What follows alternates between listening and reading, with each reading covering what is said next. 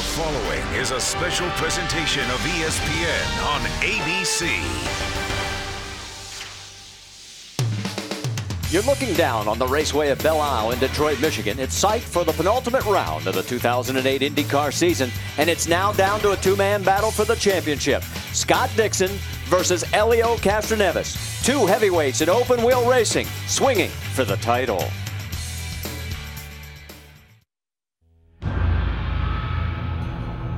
Just 1 week ago at Sonoma, Scott Dixon's championship points lead over Elio Castroneves was 78 with 3 races remaining.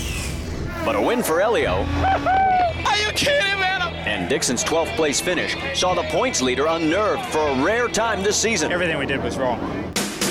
They touch and into the wall. This week we're in Detroit, where a year ago Dixon surrendered the points lead in a late race incident, creating bad blood and bad memories. Wow, that was on purpose. 2 races to go, and with a 43-point lead, Scott Dixon can either clinch the 2008 season title today or hand over more points to Elio Castroneves.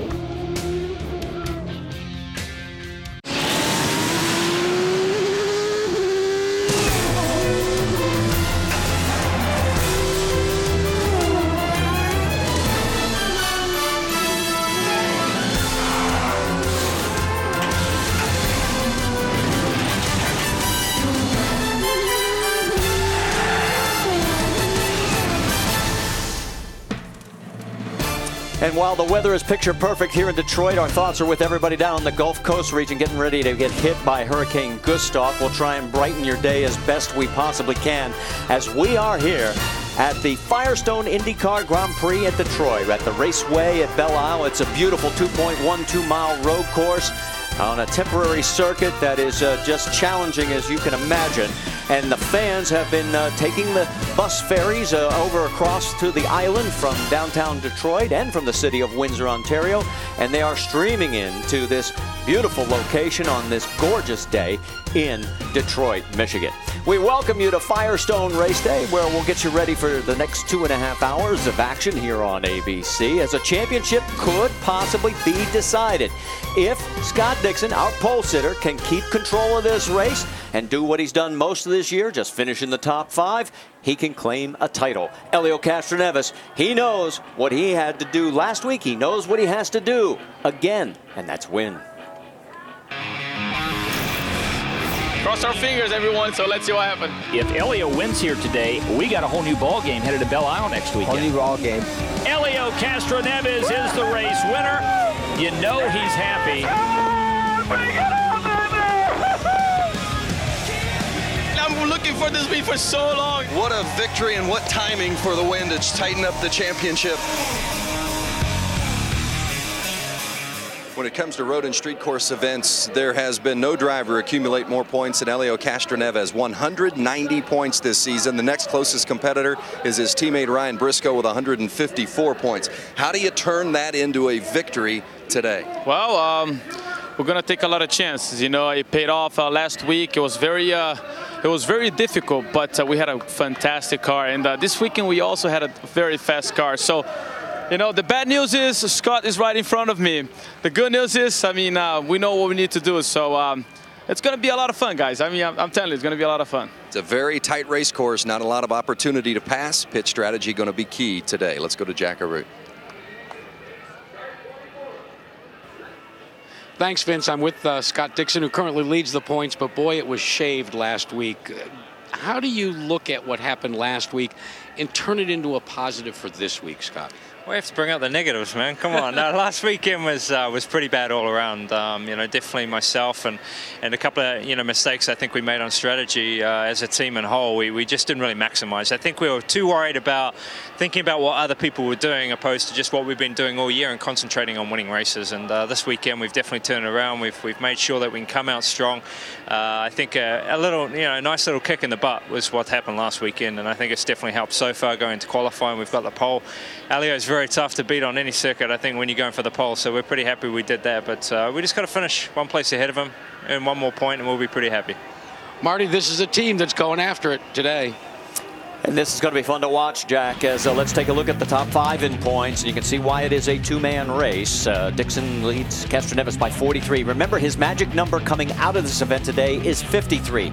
It's 53 or more, and it's all Scott Dixon because he has the tiebreaker with 6 wins. The other 3 in the top 5 are out of championship contention. Hey, it's been a big weekend for Justin Wilson and a bit of a scare this morning in final warm-up. Graham Rahal also had some good news. And Danica Patrick, well, she finished second last year here. We'll return with more when we'll start you up here at Belle.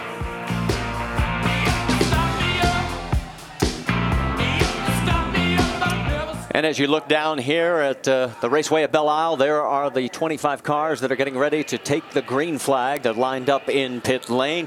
The crowd heading for their seats all throughout this 2.12-mile road course. And it's time for us to get this show on the road.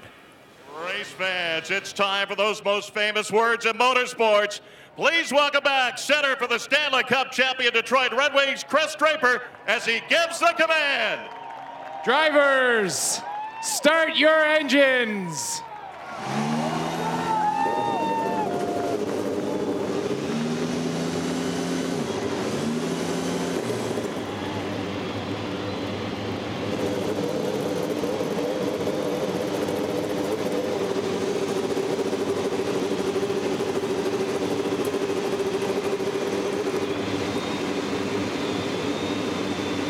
The engines have come to life as you can look into the eyes of Graham Rahal. Will this be another one of those days for him? Can he win like he did back at St. Pete? He's got a good starting position. Let's take a look, Scott Goodyear, at the layout here at Belle Isle. Well, 2.125 miles in length, Marty. It is very bumpy around this circuit. And the very neat thing for drivers, they love to drive it because it is here on the Belle Isle, right here in the middle of the Detroit River. And you can see it has a total of 15 turns. The fastest and slowest turn, quite different actually. 50 miles an hour is the slowest. 120 miles an hour is the fastest turn here at Belle Isle. Now let's take a lap with Scott Dixon, your pole sitter for today. You can see how fast turn 1, turn 2 come up to you. Up over the creek, it has a small bridge. The car gets light through here and quickly up to turn 3. You're back on the gas and you're going to enter into the turn 4, 5, and 6 complex. As you can see, so narrow, very difficult to pass, and very bumpy through this section as you go over all the concrete areas, going back onto some pavement. And here up in turn 7, watch Scott Dixon's helmet as he starts to come out of the turn towards the wall. There's just a big bump there that has been there since the days that I drove here back in 1992. They have not fixed it, but see the speeds all the way up to over 160 miles an hour, hard on the brakes now, down into the turn where you have to get back on the grass and enter into what they call the Fountain Complex. Turns 9, 10, 11, and turns 12 takes you back on to the back straightaway here as we're coming up to now. Turn 12, back on the gas, accelerate as quick as you can. You'll see the shadows here in the race circuit. That plays in what drivers have to watch for here. And turns 13 and 14 come up very quickly. You'll see pit entrance here on the right-hand side as you come up towards the kink. And turns 15 is through this kink area here at 150 miles an hour. And that's one fast, bumpy lap here at Belle Isle, Marty. All right, so now you get an idea how hard it's going to be to get around this track. And let's take a look at our Firestone starting grid. And you'll see that the 2 points contenders are right on the front row with Scott Dixon having the pole. 2 other notes as you look for your favorite drivers. We can tell you that Alex Tagliani is in for the injured Enrique Bernoldi in the number 36. And Marty Roth withdrew before qualifying. Let's talk a little bit about what is at stake with the points. And this is why it is so important for Elio Castroneves to go for broke and try and win. Well, you see the gap here between first and second. That's the biggest gap in the point structure. 10 points. You'll notice 3 points awarded for the most laps led. And Elio did everything perfectly at Sonoma last weekend. He didn't get the points here sometimes, as you will, just for trying to lead the most laps. He has led many times here. Dixon has never led. Notice you get 10 points for finishing as low as 25th. And that's why it is so important for Elio to win. All right, let's get final stories from pit lane. Jack Arute, you're up. Well, Marty, when you take a look at Scott Dixon, he's talked about it. The suspense and the tension is palpable here. I asked Mike Hull before the start of this race, what was their tactics and strategy going to be? He says, it is so tempting to just race Elio Castroneves. He said, but based upon the way Scott Dixon has attacked this course all weekend long, we've decided to just do more of what we've been doing all year long, and that's to just race to win. For more, let's check in with Vince Welch. Vince? Well, Jack, you heard Elio Castroneves tell us a few moments ago that his team was ready to take chances to win for a second consecutive weekend. But how many chances can you realistically take? I talked to a strategy man, Tim Cindric, just a few moments ago. Tim told me, he said, pit stops obviously are key. The race can be won or lost where we stand here on pit road. But as important as when you come in, it's how the track clutters up when you go out. If you come out of your pit stop and you're bunched up in a crowded group, it can be costly. Having a clear track ahead of you will be key today. Brienne? Vince, it's been the road in street courses where Newman Haas has shown their muscle this season. And because this is the last one of the year, it would seem this is their best shot to end on a high note. Yesterday, it looked like that was exactly what they were doing. For the first time all season, they placed both of their drivers in the Fast Six. But as we know, a lot can change overnight. This morning, when Justin Wilson climbed into the O2 machine, his steering mysteriously did not work. They took the car apart, think they found the problem and corrected it, but without any practice, it's still a bit of a question mark going into the race. One thing we do know for sure, though, we can expect some exciting and aggressive driving out of both Graham Rahal and Justin Wilson. As Scott and Marty, these are two drivers with nothing to lose. And let's go right to our ethanol edge and break it down between Elio and Scott Dixon. You can certainly see by the stats here that it's been Elio that has done great. He's got the first place finish, and that is twice, and an 8th place finish only by Scott Dixon. And we are now ready for the green flag, and it is flown here at the raceway at Belle Isle. And it is Dixon into turn 1 first. Castroneves falls right in behind him. Then Oriol Servia third, Justin Wilson fourth.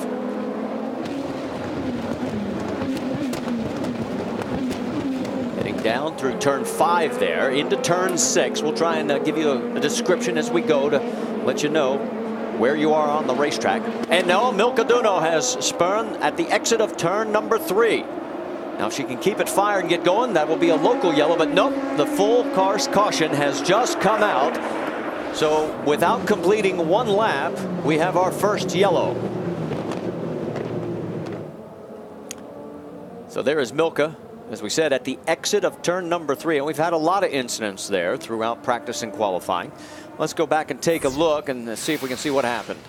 Well, this is the turn where you enter in very quickly. And there she goes for the same piece of real estate as Bruno Junqeira. And she gets the worst of it as her car's on the outside and gets knocked around. Does not look like it impacted the wall, so if she can get restarted, she'll be able to follow in behind the pack, Marty. And Junqeira tore up his race car pretty good yesterday. They were able to get back together, and he is out there and continues on. Looks like no damage. He's in 24th right now. And as we get under caution here, let's take a look at what we should be watching today. Well, the race strategy always comes down to the yellows and where you're going to pit your car. And in this situation right now, all these drivers will be on the lean setting, trying to get the best fuel mileage. And what they're trying to do is to extend their fuel window. We're understanding that the drivers are trying to get past 30 to 32, trying to make this a 2-stop race. And watch for drivers that are fast in the back of the pack to go off sequence and maybe pull in a little sooner. And then it's all about the pedals for drivers. You can really balance the race car by when you put your foot on the brake and put your foot on the gas, and you can change the handling of your race car as the fuel load changes here on a street course. And a lot of drivers will be able to do that. The good ones will be able to do it a little bit better. And speaking to Elio this morning, he said it's first place or last. He knows he has to get first place points and hopefully most laps led, and that is going to be his goal for him today. Well, we're just getting word from race officials that the 18 of Bruno Junqeira is going to be sent to the rear for avoidable contact.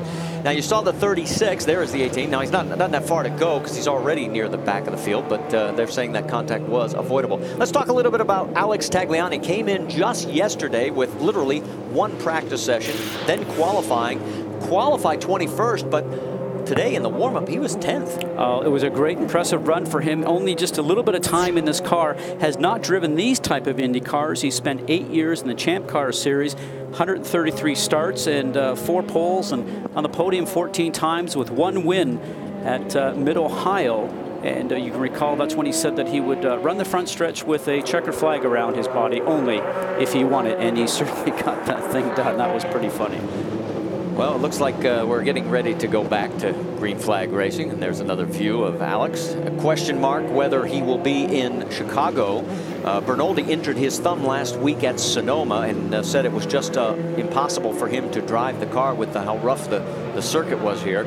But he still is a question mark for next week, and I would imagine that if Tagliani gives this car the best ride it's seen all year, it might be a foregone conclusion. Well, remember that conversation we had with the team this morning. Said, boy, they're changing a lot of parts on the car right now, and the car is working better, handling better, and he's really helping Jamie understand what he needs to do in these big cars also. You might see him in the car again next week at Chicago. And the Jamie reference is the man right behind him in the 34, Jamie Camra. So that gives you an update there. Pits are open, but I doubt we're going to see very many takers. Maybe somebody near the back of the field. Yes, there you go. And about 4 cars peeled off as we continue on, and we'll get ready to go back to green flag racing. Those that came in included the 12 of Thomas Schechter, also Milka Duno, the 36 also, and the 34. And the reason they're coming in is because they're at the back of the pack right now, so it does not hinder them whatsoever to come in, fill the car up with fuel. Milka Duno will probably replace her tires because it would be flat spotted because of spinning, and they'll rush out here now and rush to get to the back of the pack and catch up with the group, and no harm from the foul, simply because they've got a little bit more fuel than everybody else, and they really didn't lose any track position because they were already at the back of the grid. Okay, so now we're getting ready to go back to green flag racing. It'll be the beginning of lap number 4 when we get back to start finish. And Schechter still in the pit lane. And remember, if you were with us on the webcast yesterday, they had a major shunt that did a lot of damage to that car. And I saw them take the steering wheel off the car, Marty, and that usually means the driver's about ready to get out. So we'll have to get a report from the pit lane to see what exactly is going on with his number 12 Symantec car. Boy, they have not had much on the side of good fortune. They were first out at Sonoma last week in their very first road course event. They will be with us again next week at Chicago. And yes, the belts are coming off, and it looks like Thomas's day is over again. So a disappointment for the Symantec team, the Lusso Dragon effort. As we're getting ready to go back to green flag racing, you're on board with Scott Dixon, and that's Elio Castroneves right behind him. Coming through 14, he'll get on the hammer right there. Green flag flies. We're underway, and a great start for Dixon.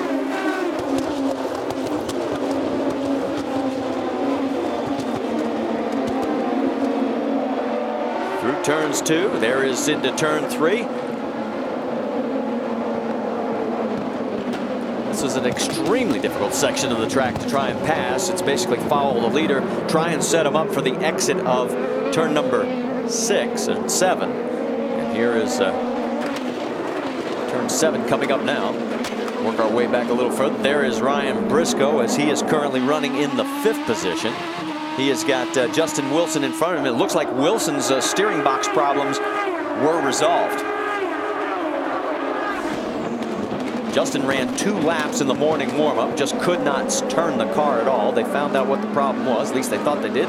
Obviously the change they made worked. And then for a driver, that's very scary because you're hoping for the best, but when you don't get a chance to test it, as Brian Pedigo mentioned earlier this morning, you as a driver is just sliding aside the cockpit, taking that green flag, and you hope that the mechanics have found the problem. A bit of a gap has opened up, as you notice, between 2nd and 3rd, Castroneves and Oriol Servia. Take a look. There goes Dixon. There goes Elio. Well, that'll make you dizzy. Do that a couple of times. Castroneves holding station right now in 2nd place. What are you hearing, Jackaroo? Well, Marty, in the last warm-up, they made some radical changes to Elio Castroneves' car, and it began to bottom out. They adjusted the ride height before the start of the race. Tim Cindric said, hey, it's just like I told Vince Welch. We're going to try everything, radical as it may be, to try and close the gap on Scott Dixon. They had to raise the car, though, Scott, because it was bottoming and chattering so bad in that last practice. What ends up happening with that, Jack, is that you're going down the fast section like you're traveling here at 160 miles an hour. And if the car bottoms out, then it just raises the wheels off the ground and the driver will lose control momentarily. Now, if it hits in the slow turns as you have here, you have a chance to turn around and maybe slide off and hit the wall. And both these drivers have skimmed the wall this weekend, including Scott Dixon, as he's leading his first laps here at Detroit. He's pegged the wall a few times, and they've replaced many wheels and suspension pieces, but you cannot have an error here during the race. Well, the top two are checking out on the rest of the field because it's now a 2-second lead back to third from Castroneves, as we're getting ready to work lap number 6 of 90, as first and second in the points are running first and second on the track. Take a look at their career races here at Detroit. Dixon's best finish back last year at 8th. And of course, Castroneves won back in 2000 and 2001. In fact, it was here that the fence climbing tradition began, as Elio ran across the front straightaway and saluted the fans. There's our top 5 after 5 of 90 laps here at the Firestone IndyCar Grand Prix. NASCAR Sprint Cup Series continues on ESPN. Be sure to watch the Pepsi 500 in California tonight at 7 Eastern. And next Saturday, it's the final race before the chase, the Chevy Rock and Roll 400 at Richmond. Saturday, 7 Eastern here on ABC. For more, just log on to ESPN.com. All right, let's reset it for you, as you have Scott Dixon by 0.8 of a second over Elio Castroneves, and then it is almost a full 6 seconds back to third, as these two have checked out on Oriol Servia. Justin Wilson in 4th. Take a look. That's the relationship back to 3rd, 4th, and 5th is Ryan Briscoe. Graham Rahal is 6th.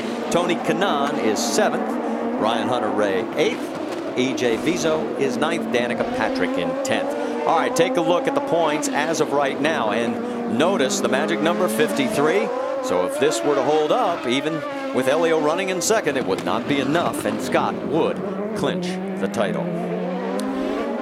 And we noted earlier that Thomas's Scheckter day ended extremely early once again, and Brian Pettigo has caught up with him. That's right, Marty. Thomas, not the day you had hoped for. Everything seemed fine. You come in to top off. What happens then? I just broke another drive shaft. I've broken more drive shafts this year than I ever have. I'm not sure. We got to go look at it. If it's my fault, I need to go look at it. But you know, I just feel bad. Everybody on Semantic Crew, Sandisk, and everybody, you know, worked so hard. We've had 2 weeks from hell a little bit, and I don't know what we've got to do. I don't know if I stop going to church more often or what, but I have no idea. I just keep breaking drive shafts. There's a little speculation you may be getting a drive shaft to repair the car. Is that true? Yeah, I mean, I think we're going to try to repair it and get back out and do testing. I mean, obviously we haven't been a lot of road courses this year, so as much track time as we can, and we're not allowed to do any testing. So I think we, you know, try to get the car back out there and make some changes and try to use it as a test. Thanks, Thomas. Guys trying to still take advantage of the day, but that is 3 drive shafts so far this year. Yeah. Indy last week, and then here. Yeah, thanks, Brienne. And it has been a tough road for the team. And it was a tough year last year here at this race. If you remember, contact with Elio Castroneves going into turn 1 had the two of them at each other pretty hot and heavy. And as of right now, Scheckter is out and Elio is in 2nd this year. Let's drop a little bit further back, because it is the gap now is almost 7 full seconds between Castroneves and Servia. And what is going on in Oriol's camp there, Vince? Well, Marty, the issue is they're just trying to make sure they can conserve enough fuel already at this early stage in the race to get on the right strategy in which they want to run. But they're objectively in contact with the 2 leaders, of course, Scott Dixon and Elio Castroneves. They are on fuel mileage, but they're not having much luck staying in contact with the 2 ahead of them. So keep an eye. They certainly don't want to lose that much ground to Dixon and Castroneves. And Scott, that's something we probably should talk about, is, you know, with the different settings in the cockpit, we don't know exactly what the 2 guys up front are doing, if they're running full rich, or are they leaning back and just have much better cars than everybody else. Well, and that's a very good point. I mean, but the pace that they're going at right now, they certainly could be full rich with those 2 leading cars. And realistically, I think Elio Castroneves looked like he was going to fall back behind Dixon for the first couple of laps at the start of the race. But I think really what's going on with that situation could be a scenario where Dixon just decided to go race, and maybe Castroneves decided he had to keep pace. And Jack Arute, you have more on this?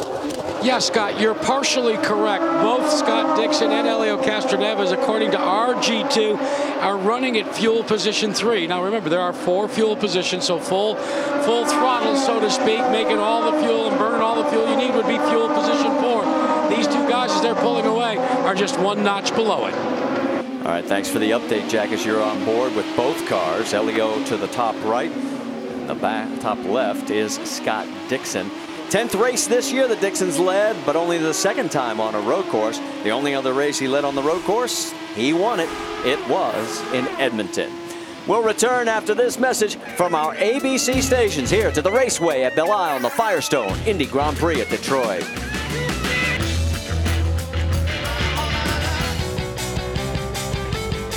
We've got a problem on the racetrack. Hard contact as Elio and Thomas Scheckter get together. I'm going to start thinking about driving and stop thinking about dancing or something, because that was a stupid move. Spider-Man will not make an appearance today here at the Raceway at Belle Isle.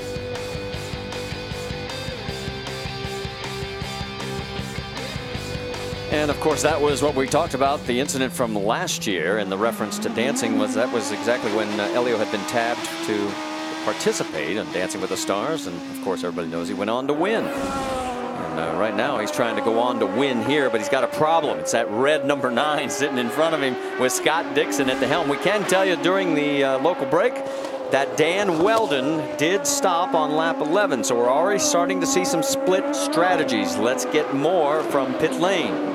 Elio Castroneves has got a car that is a little bit better than it was this morning, but it is starting to dance around just a bit. He has radioed in Tim Cindric to that effect. Meanwhile, as we said before, these two leaders are starting to pull away. Mike Hull, and you're never sure with Mike whether he knows that Cindric is monitoring his radio or not. Just radioed out to Scott. You're making great mileage, Scott. You're making great mileage. I love that, Jack, because the head games begin, and you're certainly right. All the teams, especially the top teams, monitor not only each other's channels, but a lot of times they have somebody listening to what's going on here on the television report too, because sometimes they learn some new things. So that's very interesting, and something that's been going on here just about all season. And Marty, I just want to I know that I mentioned with Alex Tagliani that he won at Mid-Ohio. It was actually not Alex, it was Patrick Carpentier that won there, and Tagliani won at Elkhart Lake in 2004. So I had my friends from Montreal, Canada mixed up. Well, we'll just crack your ribs and move on. How about we move on to Will Power, because Will was managed to get around Danica Patrick. Will is now up to 10th. Danica drops back to 11th. There you see Will. There's Danica, and she's under attack again. Let's take you back and show you. Oh, a dive bomb move. Very nicely done. You can hear the car skid across the road, and that's just nicely done. Back on the gas to protect it, to make sure that she doesn't reclaim it back on the inside. Watch this. Down the inside, the long straightaway. Remember, he's doing 155 miles an hour here, and he spins the back wheels just a little bit to get back on the power, and he knows that she will not get past him in that fountain complex. A very nice calculated move. He thought about that, I'm sure, for many laps before he got that completed. So you see that Will has managed to move up 2 positions from where he started. The car that's really on the biggest move is Bruno Junqeira. He has picked up a total of 6 spots now, as we are getting word that Alex Tagliani may be heading for pit lane and more pit strategy. Buddy Rice pitted on lap 12. And there is Bruno. He was as far back as 24th. Right now he is up to 18th, and that's even after the contact with Milka. Brienne, you got more on the 18 car? Marty, I spoke to Bruno Junqeira this morning, and he emphasized that they were frustrated, obviously, with their qualifying and being so far back in the pack, but they were encouraged that they knew that they had a fast race car. In every practice session this weekend, his car improved spots. They got up to about 9th position. So Bruno told me this morning, I know that I've got a top 10 car. It's just a matter of how do I get there. We've already seen him get into a little bit of trouble with Milka Duno trying to get there, but so far so good for the 18 and Dale Coyne Racing. Well, as he has picked up those 6 spots, he still finds himself 36 seconds behind that man right there, your race leader. as we've got Scott Dixon in front of Elio Castroneves by 3.1 seconds, another 12 seconds back to Serbia. And when we come back, we'll go up to speed through the field. Well, you saw it in side-by-side, the contact between the two cars, Dan Weldon and Jamie Camara, and Weldon has been refired by the Delphi safety team. Don't know the extent of the damage on the front nose. Let's go back and take a look at what happened as they were heading into turn number 8, Scott. This has been something that's been happening here for a while because Weldon's been looking and thinking about it, but this he was just not close enough and tries to get on the inside, hoping that Jamie Camara sees him coming and gives him room. But Jamie's in the correct position there. He's going towards the inside of the turn. The turn was really his, and we'll have to see if Weldon gets a penalty here for avoidable contact. Well, it wipes out that huge lead that Scott Dixon had and Elio Castroneves over third place, as the field will now tighten back up once again. You see Weldon getting back into line as he has fallen back. Remember, he pitted out of sequence. He was the first to come in actually under the green conditions on lap 11. What can you tell us about the car? We heard the radio as heard the radio there for a moment. We were waiting for a reply, but I guess we're not going to get that. But if the Summer Games handed out medals for splats, splashes, and face plants, these contestants would win gold. The biggest show of the season is the event that has America laughing. All new Wipeout Tuesday at 8, 7 Central on ABC. So we're under our second caution, working lap 19 of 90. And pace car has picked up the race leader, Scott Dixon, right behind him, Elio Castroneves, and Oriol Servia in third. All right, put your crew chief hat on there, Mr. Goodyear. What's going to happen? Well, you know, you got to think that a lot of guys are going to end up coming in. Obviously, close to the fuel window, and the pace is slow. So Dixon comes in. You'll see Elio follow in behind.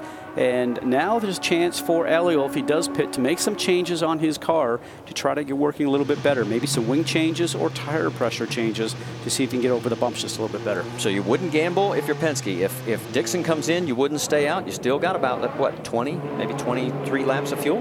Well, I think we're going to have that answer to us here very quickly, and that's why those guys over there, like Tim Cindric, get paid the big money for it. But I got to believe that these two will probably pit, and you'll probably see the top leaders make the same decision. All right, make your call at home, because here they come.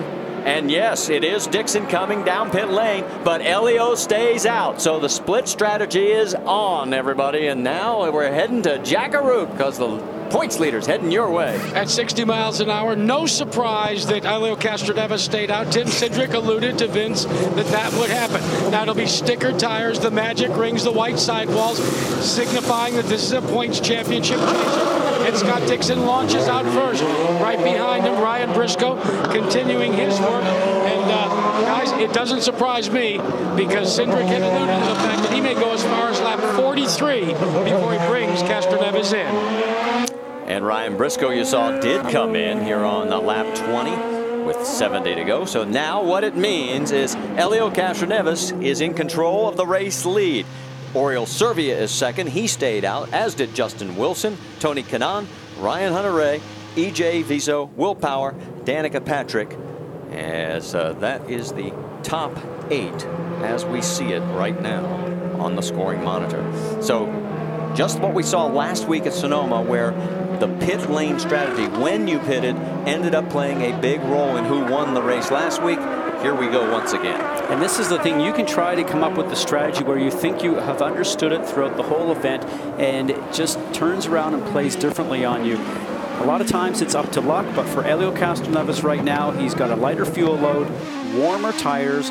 He'll be taking off at the very beginning. Now for Scott Dixon, who's somewhere in the pack of a bunch of cars, he will hope that he ends up cycling through back to the front. But right now he is currently back in 18th spot with a lot of cars around him. This puts him at risk, Marty, of turning around, trying to pass cars that are further in the field back there and maybe just taking him out. Well, and also remember, Castroneves is much faster than the car right behind him, Oriol Servia. He could run away and try and hide from the entire field.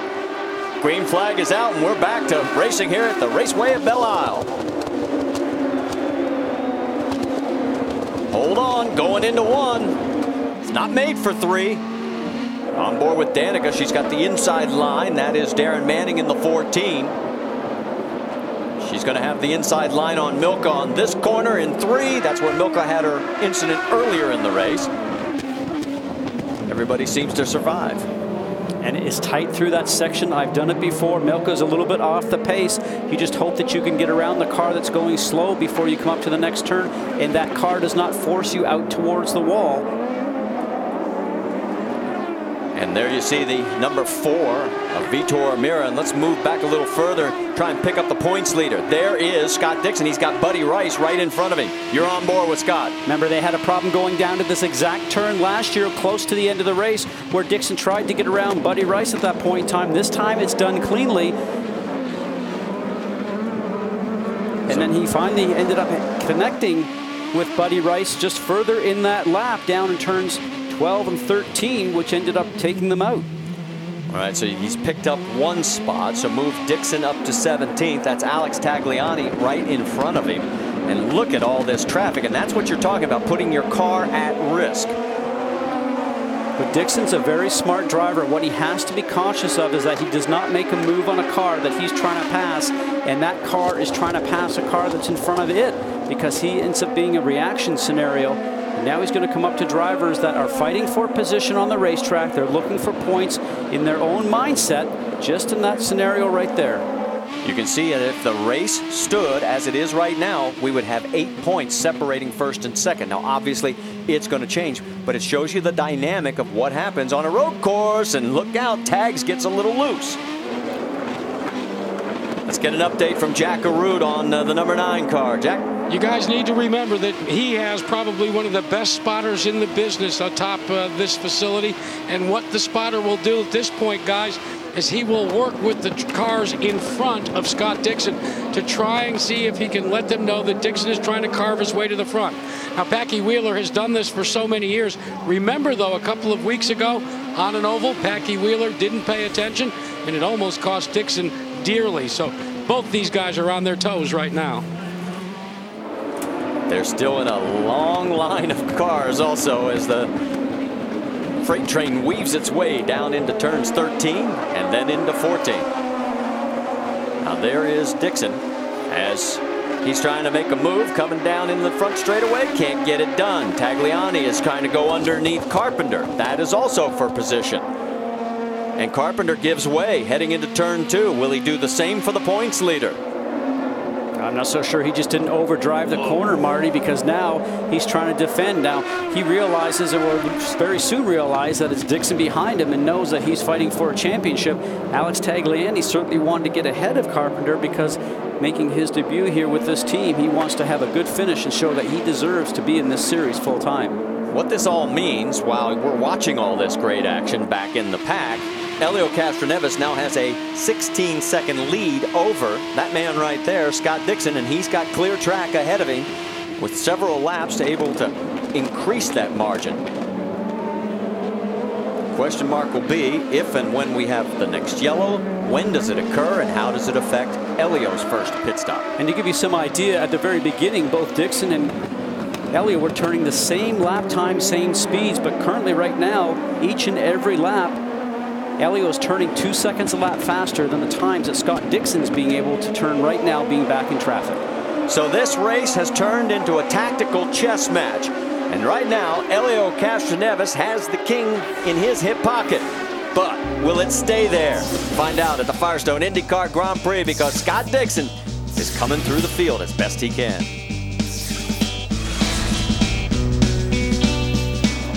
Tuesdays this fall, ABC is bringing the game show to your house. Literally, it's your life and your chance to win big. But the question is, how well do you know your family? Opportunity knocks. The series premieres Tuesday, September 23rd on ABC at 8/7 Central. Taking a look at Scott Dixon, the championship points leader, as right now he did manage to get around Ed Carpenter. He has moved up to 15th on the restart, on the track right now, as he's trying to work his way back towards the front. Take another look. Down the front straightaway, 160 miles an hour going into turn 1. A little bumpy there, but he dives in. You can see the fans cheering on board with Scott Dixon right now. Times it perfectly, jumps out from the draft, gets into turn just a little bit deeper, then Ed Carpenter, and carries on through turns 1, 2, and 3. And as we continue to watch the number 9 car, we probably should remind those folks maybe who weren't with us last week. You notice the white sidewalls that are on Scott's car. They're also on Elio Castroneves. They're the magic rings, as Firestone likes to call them. And it signifies the 2 championship contenders. It's there for you at home and also everybody out in the grandstands. A little bit easier chance to tell the difference. Obviously, when you have 2 target cars, it helps as well. And the 2 Penske cars look awfully alike also. So there you see Elio with the magic rings as well. So that explains it in case you weren't with us last week. All right, we're working lap 27 of 90. Let's get you up to speed as we earlier promised before we had all that action happening. Jack Root, you're first. Elio Castroneves trying to slice again into the lead by Scott Dixon has stayed out. Tim Cindric and he have decided to roll the dice and be radical in the way this race is called. Cindric just asked the leader if he was running full out, and Castroneves answered to the affirmative. Let's go to Vince Welch. Well, Oriol Servia is running second. Remember, early on he was on a fuel strategy that cost him some space on the racetrack, but he has bunched it up behind Elio Castroneves, now just about 0.8 of a second behind, but he'll be coming in for his first pit stop in about 4 laps. Brienne?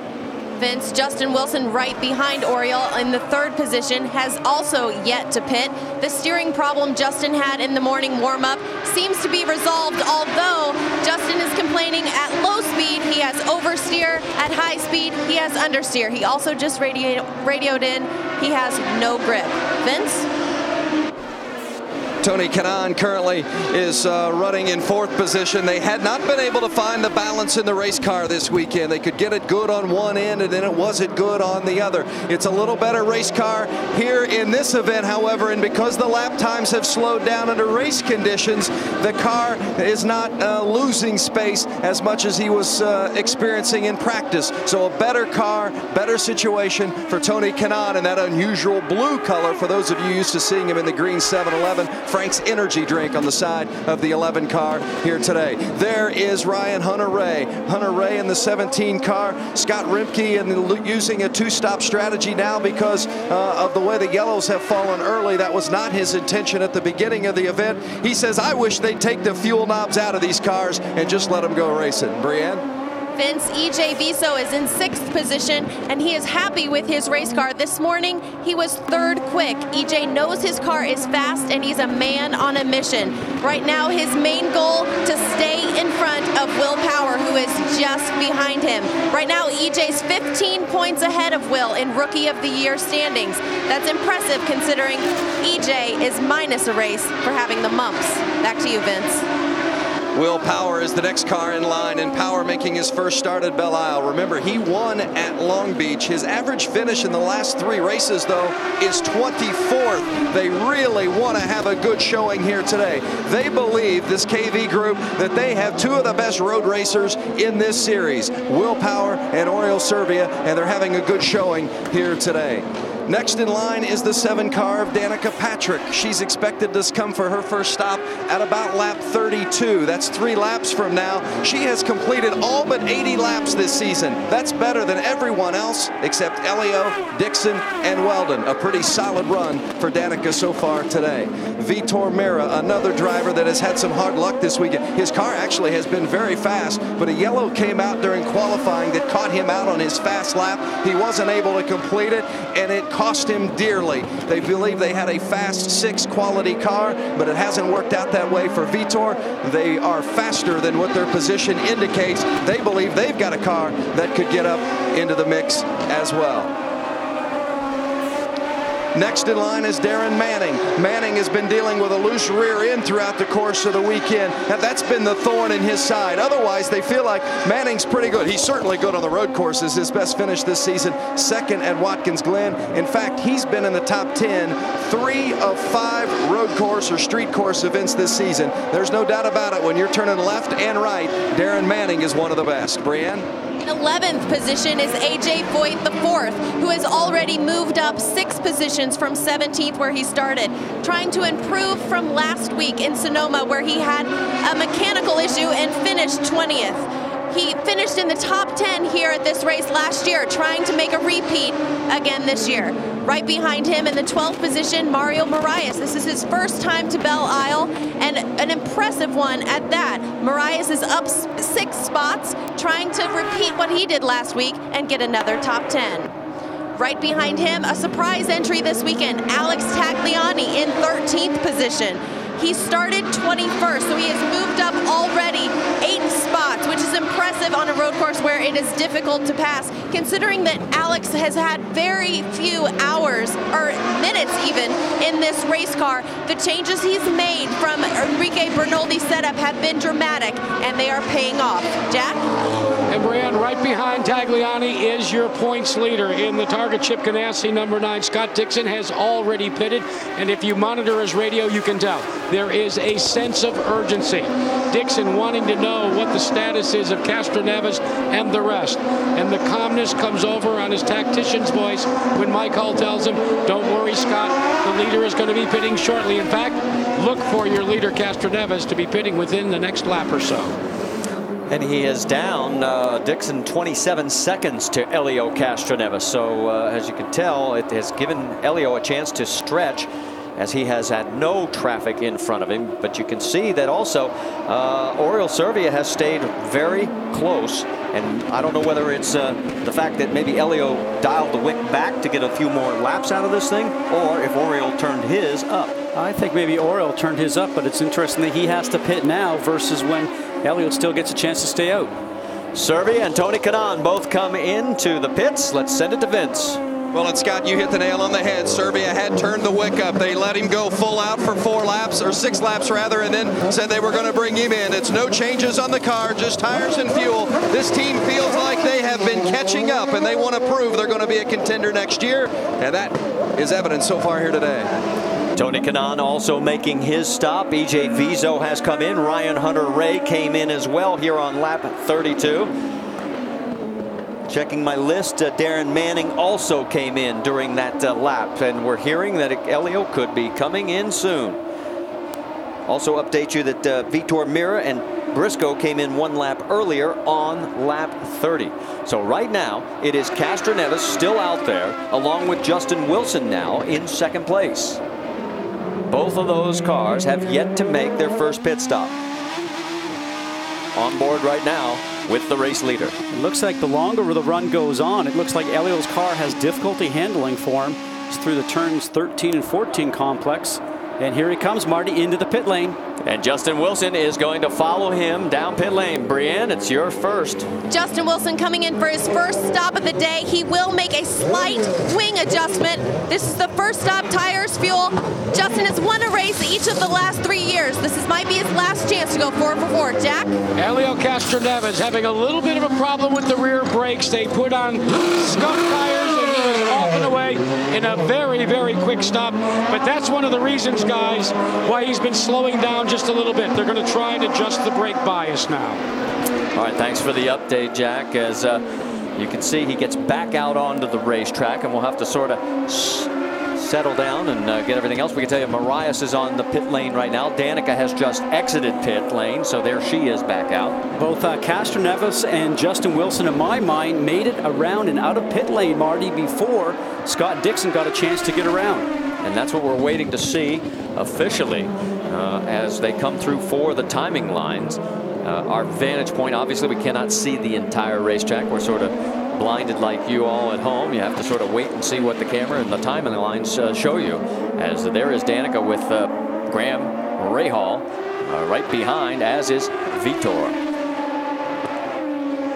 As of right now, timing and scoring says Elio Castroneves is still our race leader. Whoa, look at this! Contact with Vitor and Danica down in turn number 8. So he's going to have to weave his way around, spin the car around, and then... Well, he's got bent suspension. You look at that left front tire, and that's up in the air. So it looks like he has a suspension pace that is broken.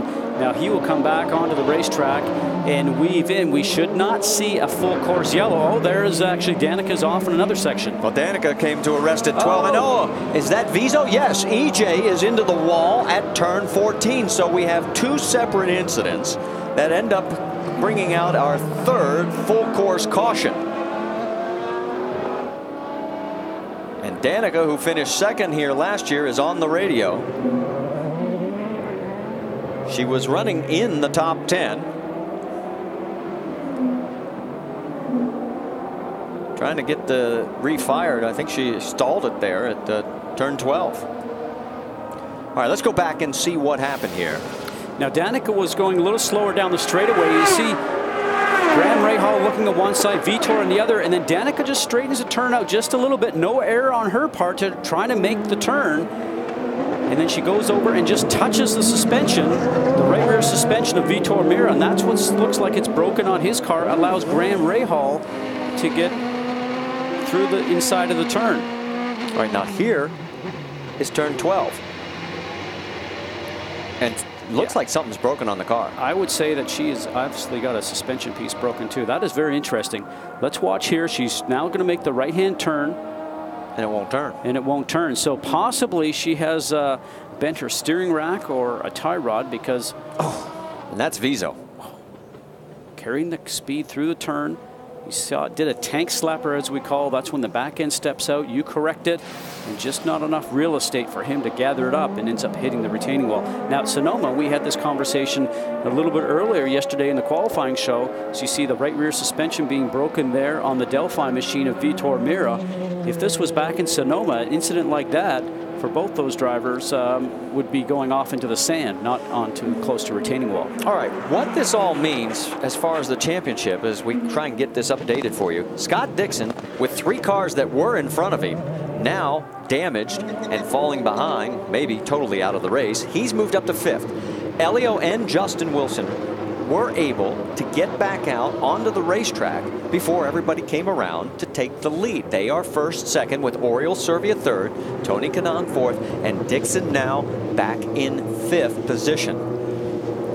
So now with lap 35 of 90, we should point out that we've gone 2 laps since Elio and Justin pitted, 15 laps since Scott Dixon pitted. All right, let's get an update from Jack Arute. Vince, it's important, guys. It's important to recognize the fact that on that pit stop, Elio Castroneves short pitted, just enough fuel to compensate for the amount of time it took to change the tires. So although he is out front, he doesn't have a full load of fuel. Just another example of the way Tim Cindric is calling this race, throwing the dice and hoping that it can give it. The pits are open. Look for the points leader Scott Dixon to come onto pit road for service. Well, we can tell you that 2 cars that did come in, of course, the number 4 Vitor Meira, but also Alex Tagliani, as the engine cover is off there, we'll tell you. So Tagliani, who was working his way up through the field nicely, is in pit lane as well. On board with Scott Dixon. Will he come in this time? You want to take a shot there, Mr. Cucci? Well, it's 15 laps since he pitted last, and everybody else that's in front of him, and also Hunter Ray, who's actually behind him, along with Will Power, who's 2 cars behind him, have all pitted just 2 or 3 laps ago. So because they came in earlier, he's the guy out there with the most laps on a tank full of fuel. And he did not come in, so he's going to stay out and roll the dice as far as going a little bit further. We should also point out Thomas Scheckter is back out on the racetrack. Remember, they had problems early, breaking a half shaft. They've gotten it repaired, and as he told Brienne, they'll use the rest of the race as a test session for the Lusso Dragon team. There is Vitor's car. Vince, what's going on? The right rear suspension an issue. The pull rod on the 4-car Vitor Meira obviously losing valuable time, but they believe they can get that fixed and get the car back out. Obviously, it's going to be seriously damaging their results. Now the rear cowling coming off. Danica Patrick also came in as she had contact with Vitor. Now you see her back on track. She only had a flat left front, no suspension damage at all. So they changed all 4 tires and got Danica back out on track. And we're getting word from race officials she is going to have to come back through pit lane because she pitted before the pit lane was open. So Danica, who is in 19th position, last car on the lead lap. Vitor is 1 lap down right now in 20th. Viso, whose day is done, is listed in 21st. Tagliani is 3 laps down right now, but they're still trying to work on his car and getting back out on to the racetrack.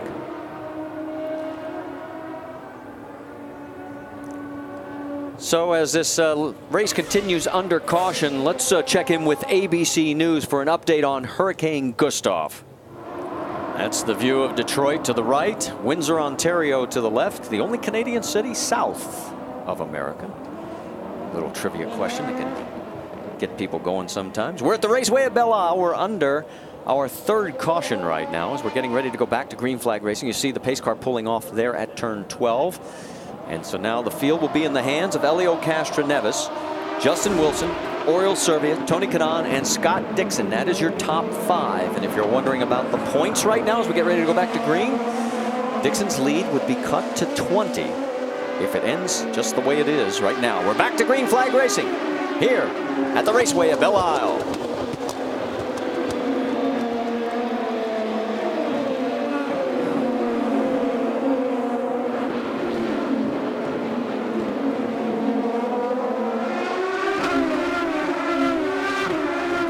Flag, everybody pretty much marching in lockstep. Castroneves in front of Justin Wilson. We wanted to update you on Ryan Briscoe because he did make his second pit stop, first at lap 19, then at lap 30. They were just packing fuel. We go on board with him right now. He is in 14th, and right in front of him is Bruno Junqeira. Let's get an update from Jack Arute. When you back fuel like Ryan Briscoe's doing, he knows that he's not in the points chase, and Roger Penske has counseled him of that before the start of the race. By packing the fuel now, they hope to make this race in one more stop. And Jack, Ryan Briscoe's had a busy weekend here because he finished 6th yesterday in the American Le Mans Series race and helping out Penske's Porsche team. He'll also be running in the American Le Mans Series race at the Petit Le Mans in Atlanta here in about a month's time.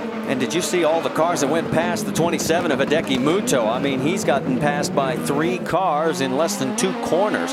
So maybe a problem with Muto as he has slipped back behind 3 cars and is under attack again from Mario Moraes. He was trying to drive the defensive line there very quickly to try and keep Moraes behind him. So no doubt something's not working well enough for him on his car. But you do a few blocking maneuvers like that, and that will draw the attention from officials. He'll end up with a penalty of some nature. Well, and you mentioned the ALMS race yesterday. Hats off to Andretti Green Racing. Their car ended up taking home the win. Frank Montagny at the wheel at the end. So they picked up the win here yesterday. All right, let's go back up front and check in as we're working lap 40 of 90, almost to halfway. And it looks like Castroneves and Wilson are trying to check out again on Servia. So Servia must have dialed the wick back again. Well, right now you want to make sure you just take your time with your tires. You don't want to take too much of the tires off at this point in time. And we never know where they are on fuel, Jack Arute. That seems to be the question that seems to be at hand right now. Well, Scott, the key is, as I said before, that you've got both Castroneves short filling and with the lead, with Scott Dixon, the points leader, electing not to pit during that yellow. They're in essence both on the same fuel consumption strategy. So much so that Tim Cindric has told his driver, don't worry about fuel. So by short pitting and getting that benefit of that yellow, all of a sudden the 2 points chasers are back on the same strategy. Well, and to follow up your point, Jack, if the next yellow comes out, the likelihood then is probably both would pit at the same time. It becomes a battle who can get out of the pit lane first. Well, I think that they're all going to try and get to lap 58 or 60 if they could do that. I don't think they'll get that far, but certainly that if they can do that, becomes a one-stop race here. And if we get some more yellows, we might just see that happen. Right now, Elio taking advantage of the clear track. He's got Justin Wilson hanging on to his coattail there, but they have now opened up a 1.8-second lead over 3rd place. There it is, the relationship back to 3rd with Oriol Servia, Tony Kanaan, Scott Dixon, then Ryan Hunter-Reay and Will Power. Right on through to, you see Graham Rahal in 9th. Let's check in once again with Bruno Junqeira, because this guy has been on the move. Despite all the pit stops, he has now picked up 12 spots. He started 24th. He has worked his way to 12th. And the next closest is Buddy Rice, who has picked up 10 position. Rice is running in 8th. Now we're getting word that he had a little bit of contact earlier, and looks like Darren Manning right in front of him there. Oh, yeah. Oh, little NASCAR style going down there and using the nose of the race car, just touching the back of Darren Manning's car, hit the gearbox And it seems like the Darren Manning machine, the ABC car, was running a defensive line, Marty, it looked like, going into that turn. And we have just been told that the 14 car has been ordered to let the 18 by for defensive blocking. So we'll find out what happens. Now, we're working lap 42. We're checking our clocks. It took 1 hour to run 41 laps. The reason I bring that up, there's a possibility this race does have a 2-hour maximum time limit. We may not make it to 90. At the raceway at Belle Isle, the Firestone IndyCar Grand Prix at Detroit, as we take a look at our Firestone Lap Leaders as we are approaching the halfway point. You can see that Elio Castroneves has 25 laps left. Remember, there are 3 bonus points for leading the most laps in the race. Scott Dixon has 18 laps, and that is just 3 shy. Or no, he needs to get to 23 to break the record for laps led in a single season. So he's 5 laps shy. And we mentioned the points battle. Let's show you what it would be right now if the race ended. 20 markers, which would mean we certainly would go to the final race at Chicagoland Speedway next week with the championship at stake. But this race is far from over. And remember, just before the break, we mentioned the fact that this could turn into a timed event. It is a 2-hour maximum time limit, and it took us 1 hour to run 41 laps with 3 cautions. What do you think there, Well, if driver? it turns to a time limit race and we see less laps, I mean, these guys are pretty much guaranteed to only need 1 more stop, so that would be the scenario. Now, all the teams were addressed that information in the drivers' meeting this morning, and they will have to listen to race control, because over their channel on the radio, they will hear the decision out of the IRL communication department, and that will come here just a little bit longer. All right, you saw first and second come through. Here comes Servia in third. Fourth is Tony Kanaan, and there is your points leader, Scott Dixon. As let's get an update on Scott from Jack Arute. Well, guys, you heard before the race that Scott Dixon wasn't at all happy last week, but he also had something weighing heavily on his mind. You see, his grandmother, Edna, celebrates her 88th birthday today. And his grandmother called him and said, look, I know I'm in ill health. I know I'm on a short time. Scott, I'm going to hang around until you win this championship. It's been the talk of pit road all day today, because they say, wouldn't it be great for Scott to clinch the championship on Edna's birthday and then call her from victory lane? I guess we'll just have to wait and see, won't we? Absolutely, Jack. Thanks for the update. As talk about a little extra pressure and incentive, both in the same element. As Scott Dixon right now in 5th. Cannot clinch unless he can get further up the field ahead of Elio Castroneves. Right now, if you're wondering how many cautions we had last year, well, we're halfway there. We had 3 so far. We had 6 last year for 19 laps. So this really could become a timed race. Stay with us. Back here at the raceway at Belle Isle, the Firestone IndyCar Grand Prix at Detroit. We've passed the halfway mark. We're working lap 48 of 90. And it is Elio Castroneves in front of Justin Wilson. Scott Dixon, the points leader, is running in 5th. And it's time for our GoDaddy.com trivia question. And who holds the IndyCar Series record for wins from the pole? The clock is ticking. If you were with us yesterday during qualifying on ESPN 360 or IndyCar.com, you then know the answer. And if you weren't, we're about to give it to you. The answer is the man who's leading right now, Elio Castroneves. He has 7 wins from the pole. His last one coming last week at Sonoma. Scott Dixon has 6. So he could time if he could come back to win this race today and clinch the championship. And he's coming up on traffic right now. That is Vitor Meira. Meira is 3 laps down in 20th position, so he gives way quickly to the race leader. And notice that Justin Wilson has fallen back a bit. He is now 3 seconds behind. And if you're wondering what the margin is back to 5th place, Dixon, 10.8 seconds. Well, I'll tell you, Marty, right now, Castroneves is just burning around this racetrack, turning 1:14.9. Everybody else is in the 15s, 14s for sure. But he has actually been improving over Scott Dixon quite a few laps, more than not. So it'll be interesting to see if he can continue to pull away from him, which will be important if it stays under green during pit stops. Get an update from Jack Arute. Well, guys, you're talking about Elio Castroneves pulling away. One of the reasons why is because Tim Cindric, like a good jockey, has taken a whip to his driver, telling him to push harder. Expect Elio Castroneves, the window for him to pit next between lap 55 and lap 60. But also keep in mind that if that happens, Scott Dixon, historically throughout the course of this season, has been able to go as much as 3 laps more because he has this unique ability to make fuel. And that's one of the things that Mike Hull has been talking to the current points leader. Keep that fuel mileage up. It'll be interesting to see over the course of the next 10 laps, won't it? It really will. And this is where Mike Hull is really going to earn his keep, because you know Dixon's chomping at the bit, knows that he's back there in 5th spot. He knows that Castroneves is pulling a bigger margin each lap, and he has to keep him calm. Well, foremost for Dixon, he has to make sure he just goes as fast as he can when he's changing that fuel. There's only a 10-second gap right now between the two of them. Is that a lot? Yes, it is. But if you can make up time like Elio did last time, if Scott Dixon could just continue to do that for an extra couple of laps on light fuel and warm tires, it might put them closer to each other when they both come out of sequence after the pits. Jack? Yeah, guys, when you listen to the radio communication between Mike Hull and Scott Dixon, uncharacteristic on Dixon's part today, conversations like, why are these guys so far in front of me? Why are they going so much faster? Why do they have better tires? And the one consistency has been the way Mike Hull has approached it, the same way that he has throughout the course of the season.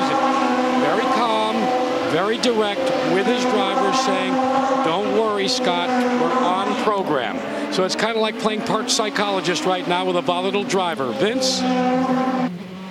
Well, and Jack, in relation to that, as you see Scott Dixon make a move around the outside, the 2 cars he has in front of him, Oriol Servia and Tony Kanaan, one of the reasons why he finds that those cars are fast is because they are fast. Servia has been really good all weekend, and Kanaan has been at his best today. He didn't have a very good race car up until this point, but some changes they made after the morning warm-up have hit on, and Kanaan is very pleased. Kanaan running in 4th, Servia running in 3rd, 2 very fast cars in front of Scott Dixon. And then you toss in the fact how tight this race course is to begin with. Even if Dixon was up on them, it'd be a tough move to make.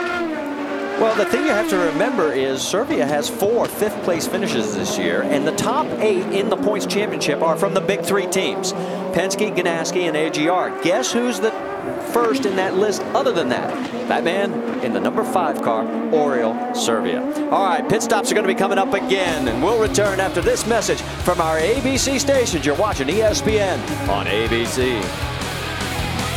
Back here at the raceway at Belle Isle, our race continues. That is a battle for position. Ryan Hunter-Reay in 6th, Will Power behind him in 7th. We can tell you that during the commercial break, Graham Rahal did pit, gave up his 8th place position, and that moves Bruno Junqeira up to the 8th spot, right behind these 2, albeit quite a few seconds back, about another 18 seconds behind this battle. But Junqeira is up 16 positions from his starting spot of 24th. He is the biggest mover here in the race. And of course, take a look at Will Power. He picked up 5 spots, and Marias in the middle there with 10. Very impressive run, especially for Junqeira. He's with one of the smaller teams here with Dale Coyne Racing. So give them a lot of credit for coming up with a strategy in a race car that's allowing Bruno Junqeira to do that. And Power all over him, taking a look inside. Can't get it done. Oh, and he gets the wing clipped. Now the question is, does the right rear tire also have a problem for the 17 car? And I think he does. I think it's flat. Usually in those scenarios, those end plates end up just slicing the tire, and yes, indeed, I got to believe that's the problem. He's going slow. It is flat. The right rear is flat. Vince Welsh?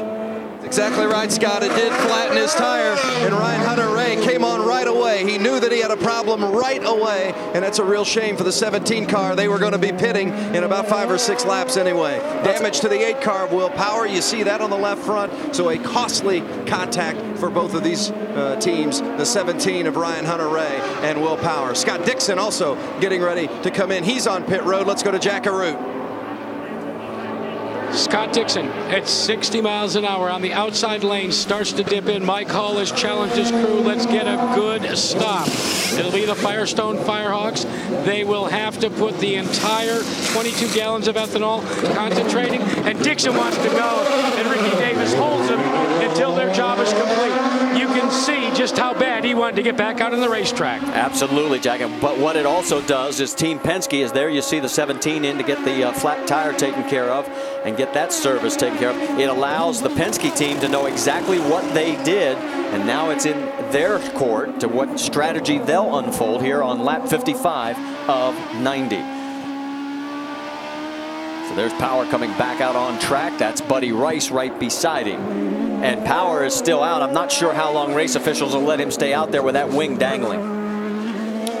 If they want him to come in, they will hear that over the radio. The team will get alerted to that and tell the 8 car needs to come in. Stay out.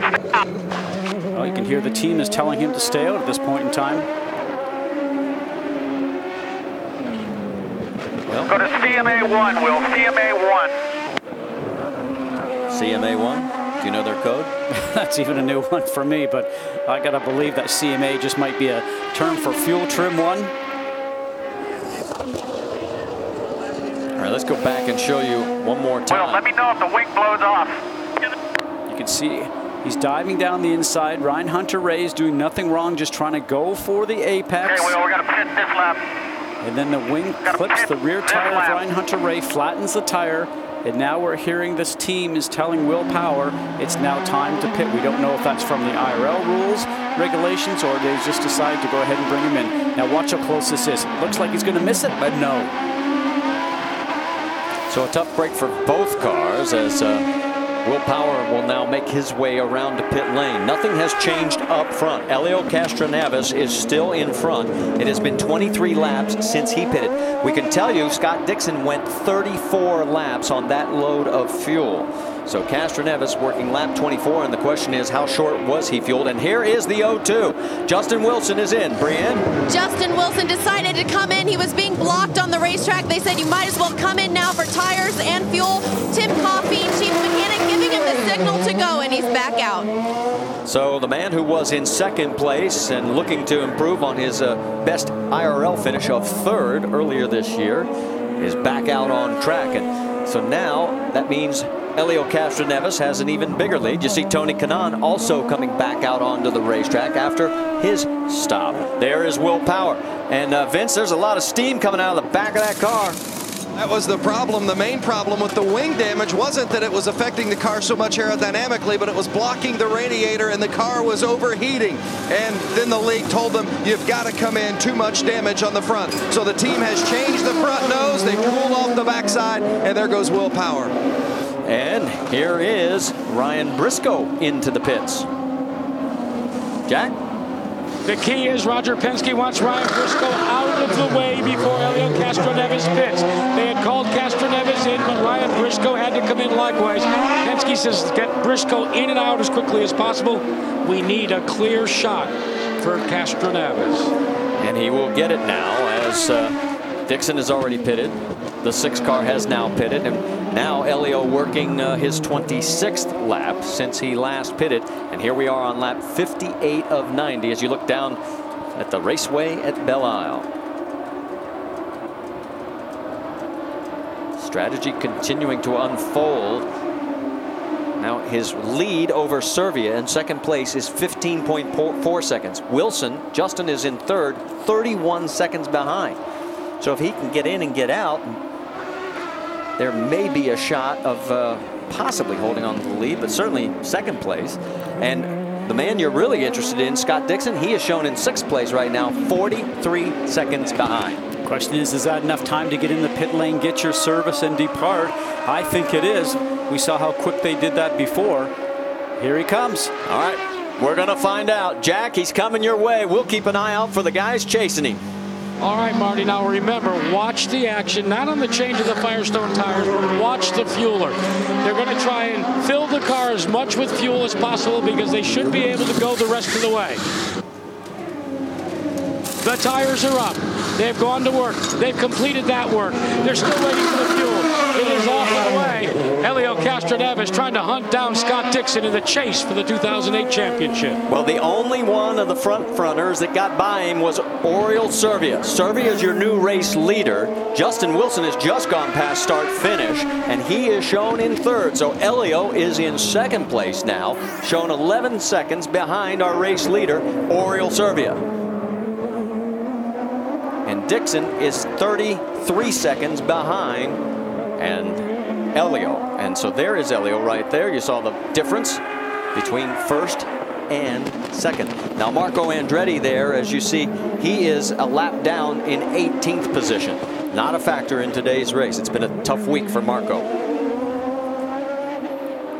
I spoke to Marco this morning at the drivers' meeting, said he just could not get grip with his race car. He seemed to be fighting it a fair amount.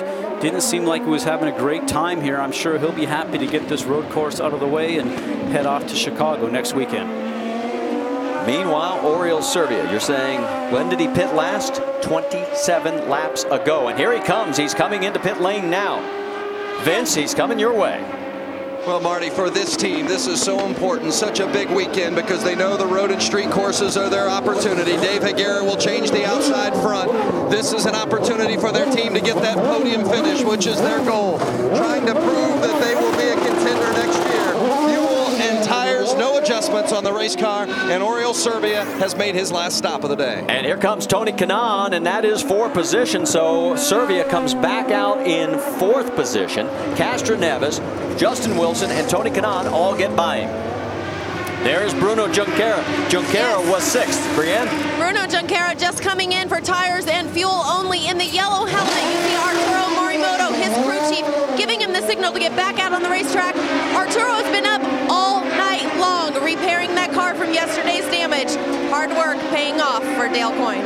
Yeah, they tore it up pretty hard in a crash yesterday, and as Brienne pointed out, they worked late into the night, and it has been a good run for Bruno as he got as high as sixth position. But right now, all eyes, as we are working lap 60 of 90, are on Elio Castroneves, as he has got the race lead over Justin Wilson, Tony Kanaan, Oriol Servia, and Scott Dixon. You're saying, how far is Dixon behind? 21.9 seconds. Meanwhile, you see the battle going on further back in the field. Junqeira came back out in 9th place. As the action continues at the raceway at Belle, you watch the battle for fourth right there with Oriol Servia and the 5, the 9 of Scott Dixon. We want to remind you the NASCAR Sprint Cup Series continues on ESPN. Be sure to watch the Pepsi 500 at California tonight, 7 Eastern. And then next Saturday, it's the final race before the chase, the Chevy Rock and Roll 400 at Richmond. That'll be Saturday night, 7 Eastern, here on ABC. All right, let's stay with this battle with Oriol Servia and Scott Dixon. Take a look at the fact that Dixon in fifth, Castroneves leading this race. If it ends like it is right now, the championship goes to Chicago. 20 markers separating the two. Jack, let's get an update on Scott. Marty, it's looking more and more like it might go all the way to Chicago. Scott Dixon has just been told that he has to run at a conservative fuel position to make a certain set mileage so they will not have to pit again. It is so close for Scott Dixon right now. He can't do anything, and this is where Scott Goodyear, it takes a lot of discipline. You'd like to get around Servia, and yet you can't for fear of burning too much fuel. And how frustrating is this? Because you know he's had a faster car. He caught up to the group in front of him and was going about a mile an hour faster, and once he caught them, it's difficult to get past them on this narrow track. And now you are told you have to throttle back on fuel as we ride on board with Scott Dixon. Watch the Firestone Telemetry and just watch the speed going up through this kink here. It will be close to about 158 to 60 miles an hour now, down gearing here to turn 1 and this left-hander in turn 2. But now that he's caught behind Oriol Servia in front of him, Jack, and the point is, throttling back on fuel, less horsepower, you don't have the opportunity to pass the car in front. I can only think, watching Scott get out of the car at Sonoma, saying we didn't do anything right this weekend. He's probably going to have the same comment here this weekend at Detroit as he did at Sonoma. Not much has gone right for him once the green flag has dropped. Well, hey, Jack, I might check in with Tim Cindric, because even though he has dialed it back, I think Elio's had to dial it back as well, because the gap is 3.05 is what Elio Castroneves must make. They do not intend to come back in, Marty. In fact, that's that's the one thing that you see is they're trying to dice it up there with Marco Andretti. Tim Cindric keeps telling them, look, you're just going to have to be patient. We need 3.05 miles per gallon of ethanol. Well, that makes sense then, because as I was saying, his margin has decreased from 20 seconds down to 17, and that's still a long way, but it shows that both cars have turned the wick back and are conserving fuel, and now it is who will do the better job of getting to the finish line. As the laps continue to wind down, we're working lap 65 of 90. Now, of course, Elio Castroneves has won here before. In fact, twice. Take you back to 2000 at Belle when he was running in Champ Car, and this is where Climbing the Fence got its debut. Now, he only went up the first step. Then, 1 year later, as he comes on back, well, he takes a climb a little bit higher, and the rest, they say, is history.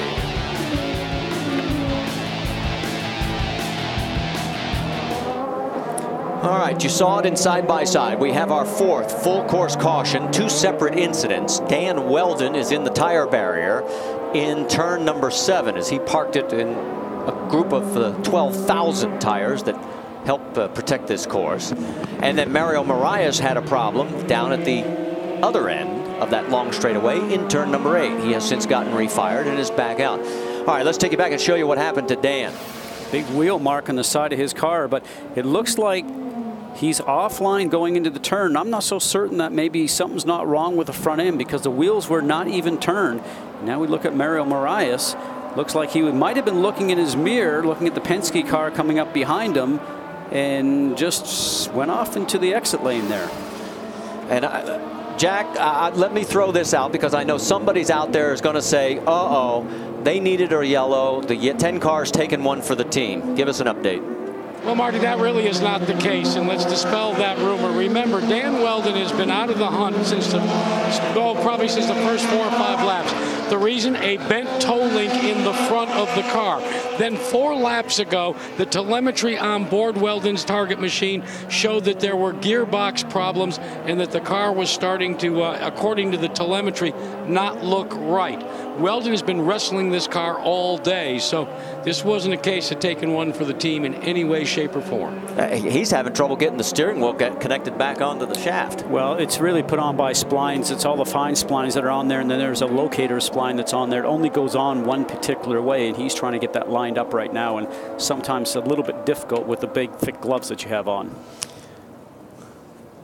Well, the pits are open, but I guarantee you nobody up front is going to be a taker, because now everybody gets to turn the wick back and conserve more fuel as the laps continue to wind down here at the raceway at Belle Isle.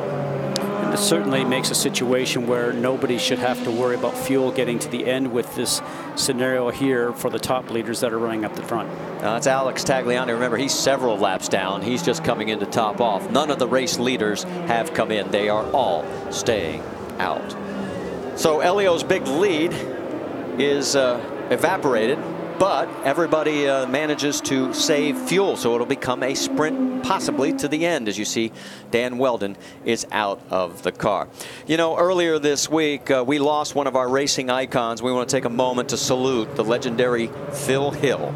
Phil died earlier this week, and he was the first American to win at Le Mans. He was the first American to win the Formula One World Championship as he drove for Ferrari. He had, to his dying day, was a fan of the prancing horse. And all of us in the racing community that were privileged enough to have met him and be around him knew just how much of a champion he truly was.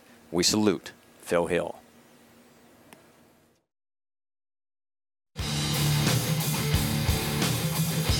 Dixon's going to look under, and oh, Rice goes into the barrier. Dixon just hit me and took me out. And then Dixon spins, and Franchitti gets swept up in it. Wow, that was on purpose. That was on purpose. Full course caution. And that's why we show you those things, because that's what we were talking about with Dan Weldon's situation. somebody might have presumed that he was deliberately bringing that caution out to help his teammate to conserve fuel. And I'm sure that Jack's explanation may not pacify everyone, but at least we get the updated report. Let's talk also about our Firestone Lap Leaders, because this is important. Elio Castroneves has clinched the 3 bonus points for leading the most laps. So as we get ready to go back to green flag racing, Elio still in control, and now it could be a sprint to the finish. We're working lap 69 of 90. It's Castroneves, Wilson, Canan, Servia, and Dixon in 5th.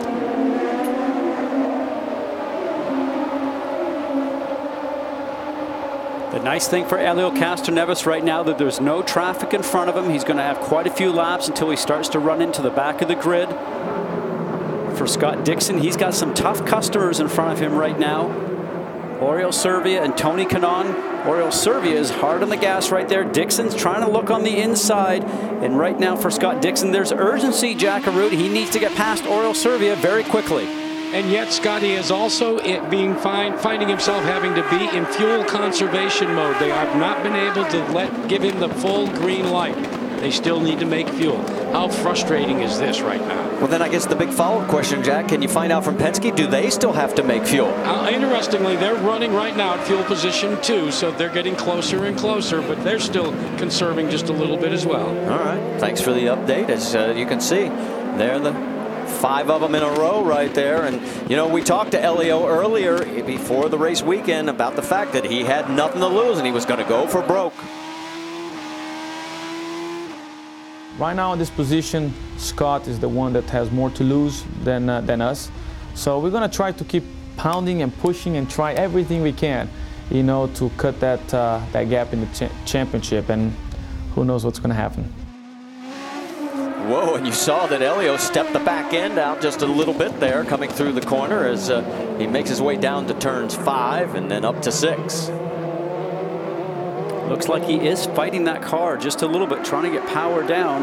There again, you can see the McDonald's car of Justin Wilson doing much the same thing. And there you see last year's winner here at Belle Isle, Tony Kanaan in 3rd. So Elio not able to pull away, as we found out that he's 2, also trying to save fuel. And Justin Wilson, I mean, he's taking a look underneath. He wants the race lead, and Elio cannot afford to surrender those 10 points. No, Elio's car is going off for some reason. Now for Justin Wilson, he's going to be so anxious to clear and get around him, but this track is very difficult to pass, and as a driver you can certainly get through the middle of turns going slow, and that is by far a big blocking move. I'm sure he'll hear about that from the IRL. We'll wait for the call from the officials. That will probably get the 1 warning, and the second time he'll be penalized. And they're saying that the 3 car has to give up the spot, we have just been told by race officials, so this is really going to tip Elio over.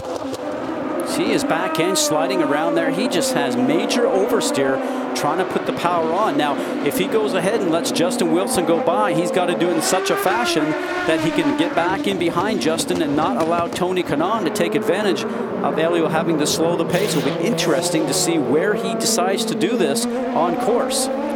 This is a difference in 10 points in the championship chase. It is critical if Elio wants to keep his hopes alive. And he has been instructed that he must give up the position. I don't know if we're getting any argument from Team Penske, but he didn't do it there going into 8. Jack, what's going on? Tim Cindric has just told his driver that he must give way to Justin Wilson and give Wilson the lead in the McDonald's car. Naturally, Elio Castroneves is not at all happy, but so far he has not complied. No, he has not. And Justin, whose best finish was earlier this year at Edmonton in 3rd, Tim Cindric on the radio telling his driver what he's got to do.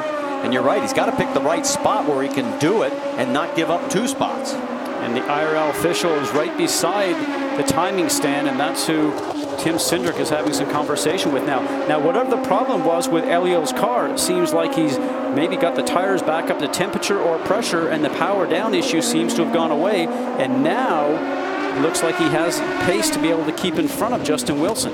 Well, then probably the smart move, so that you don't get black flagged, is go ahead and let him by and then try and pass him again. He's got to do this to give him space, just to let him slip on the inside of the turn. You want to do it where you're then going to go into a complex where turns are tight. Looks like it's happening right now. Slide in behind Justin Wilson. So he gives the position up here on lap 73. So, and guys, that was by calculation. They decided to try and do it in that particular piece of straightaway so that, as you alluded to, Scott Goodyear, they wouldn't lose more than one spot. And there are the updated points. Giving up 10 more would make it a 30-point margin. Brienne, you got more on Justin? Well, before Justin Wilson was given the lead there, they were telling him his target fuel number was 42. Of course, to all of us, exactly what 42 means is a little questionable. It's a bit top secret down here in the McDonald's camp. But they are overly ecstatic that Justin Wilson has been given the lead. A proud Newman-Haas-Lanigan team down here. Well, this team has been through a lot this year. I mean, they've lost a lot of employees simply because of the sheer schedule and the workload that was just basically killing a lot of these guys with being able to have any kind of family life. And a tip of the hat to the team. They had their best 1-2 qualifying effort, 4th and 6th, here this weekend. Nobody ever gave up as far as saying, hey, we can't get this done. It just proved to be a lot more work than they ever dreamed that would occur. And here they are running up front in the second to last race of the 2008 season. Justin Wilson, the tallest racer in the IndyCar series. And right now he's got the tall order of holding off Elio Castroneves and the rest of the field here at Belle Isle.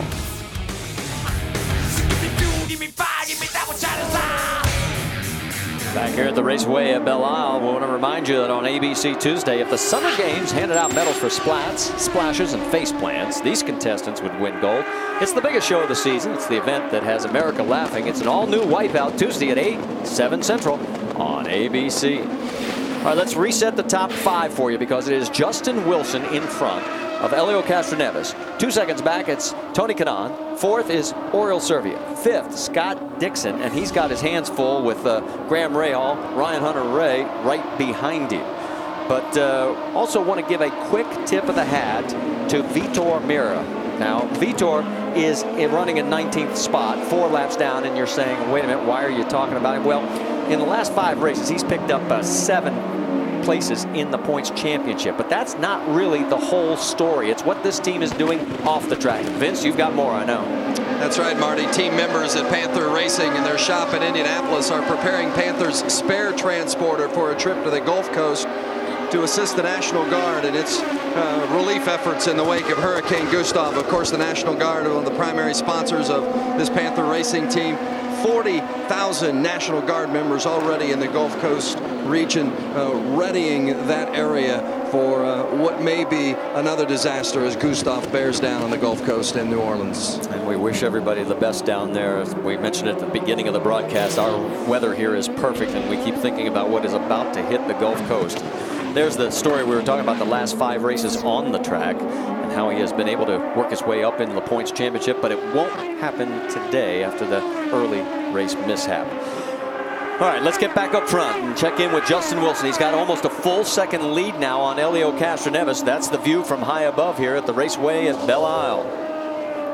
Now for Justin Wilson, he pitted 2 laps earlier than Elio Castroneves. So if anybody is going to be close on fuel, it would have to be Justin Wilson, unless he's making just a lot better mileage than Elio Castroneves. You can see in the tight stuff, Elio seems to pick up just a little bit. But as you go into towards turn 7, where you have to put the power down, that section where we're traveling right now, and onto a long backstretch, looks like Justin is able to get on the gas just a little bit quicker than Elio. And this could be a banner day for Newman-Haas-Lanigan Racing, because with Justin, if he can get the win, drift back to Graham Rahal in 6th position, it'd be the first time this year that they would have 2 cars in the top 10 at the end of a race. And we've had 8 different winners so far in 2008, and the record is 9, which was back in 1997, in 02, 03, and also in 05. So that's a situation with Justin Wilson crossing the line here first today. We will match that record. Carl Haas on the right with the familiar cigar. And don't forget that, their driver, Michael Andretti, picked up a win for Newman Haas a while back here at Belle Isle, as he was one of the several former winners at this storied event.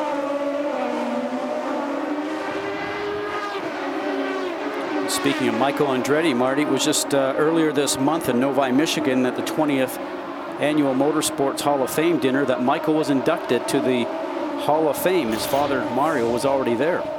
There you see where they're running right now on the racetrack. 1st and 6 for the 2 drivers. And it looks like Elio is starting to close the gap a little bit in the slower sections. But then on the straightaway, Justin begins to open up the margin one more time. All right, this is still not over. Everybody is still trying to save a little bit of fuel. Who's done the best job? Stay with us to find out.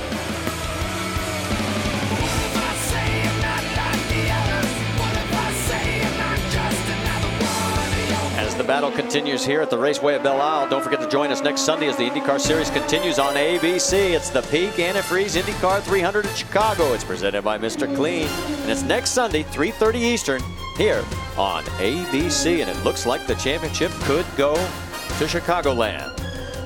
As right now, as we have been informed by race control, it is now a timed race. It looks like we're going to go about 3 to 4 laps short, which helps everybody on the fuel situation. And you can see the clock up the top of your screen counting it down here at Belle Isle. Justin Wilson looking for his first win here in the IndyCar Series. He had 4 over in Champ Car.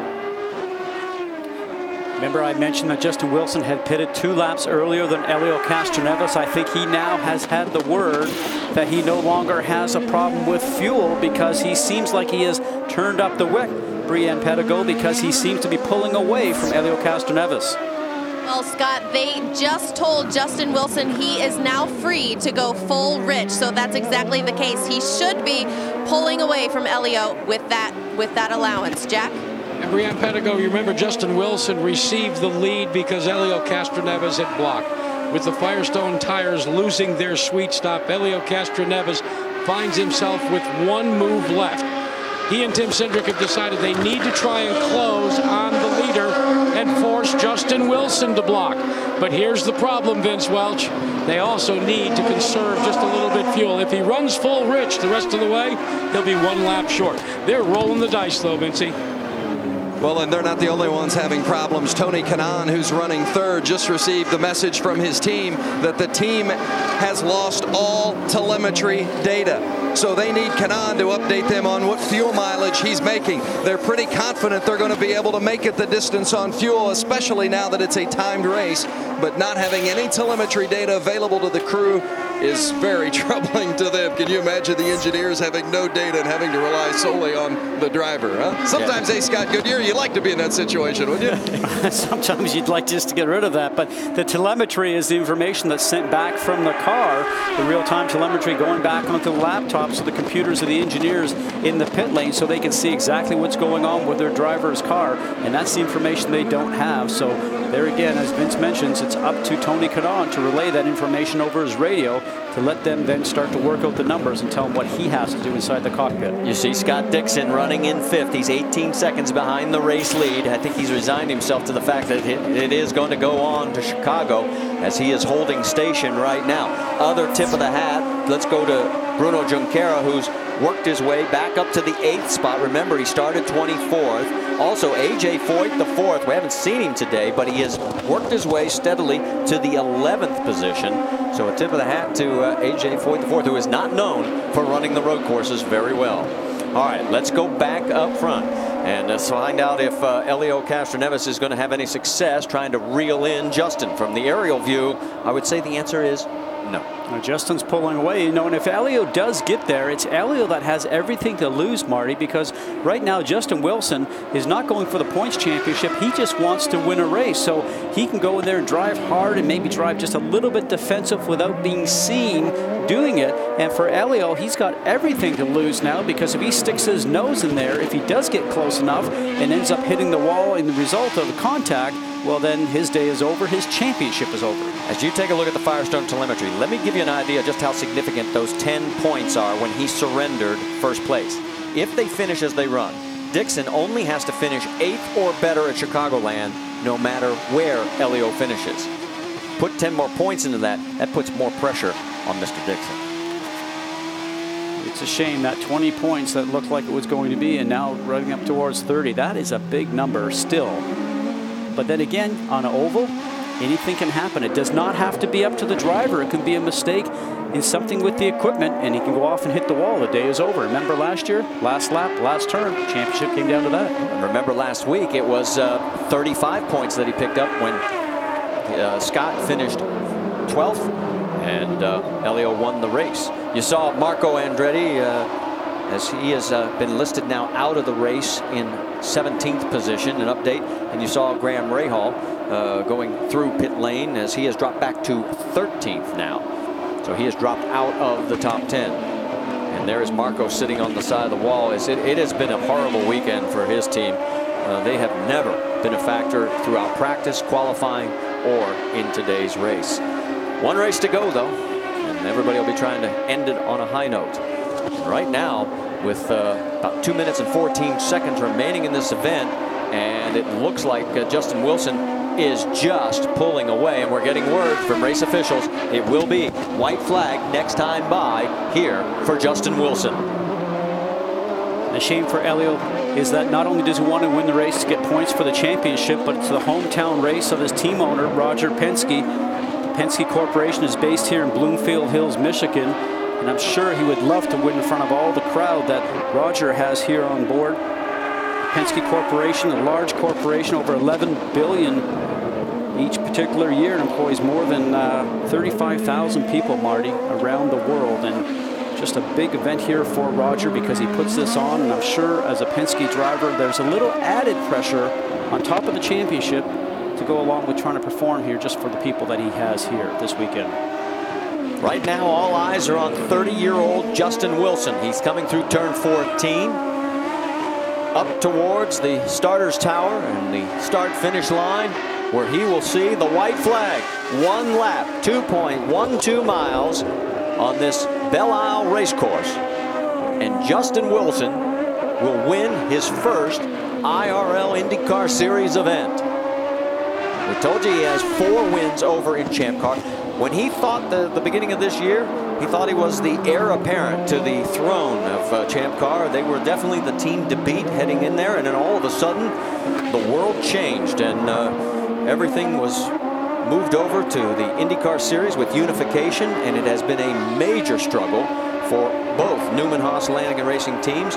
Although they had the brilliant moment with Graham Rahal winning back at St. Petersburg, other than that, it was a series of disappointments, especially for Justin. As we said, he finished 3rd at Edmonton. That was his best finish until right now, and he's just got a few more turns to go. He's heading for turn number 12. Remember, he was a Champ Car runner-up in 2006 and 2007, so this will certainly be sweet for him. And his wife, Julie, just had a child earlier this year, so some special times here for him this year. He'll be the 9th different winner this season, the 5th first-time winner, and here he comes for the checkered flag. Justin Wilson wins at Belle Isle.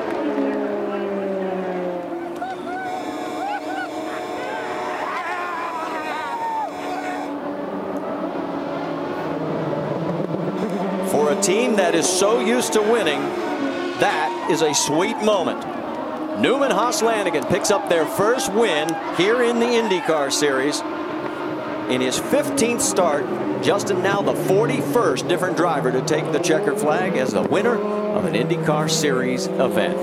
Behind him, Elio Castroneves, Tony Kanaan, Oriol Servia, Scott Dixon comes across in 5th, Ryan Hunter-Reay, Bruno Junqeira moves up to 7th, which means he moved up 17 positions, folks.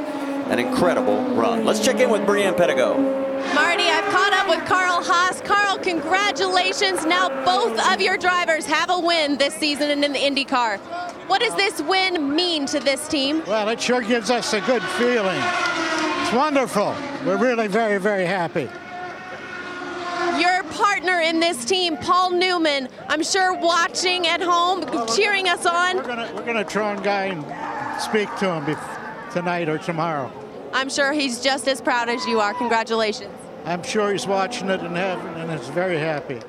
Justin Wilson got on the radio to his team guys right after the cross, got the checkered flag. He said, I think warm-up's overrated. We don't need to do that anymore.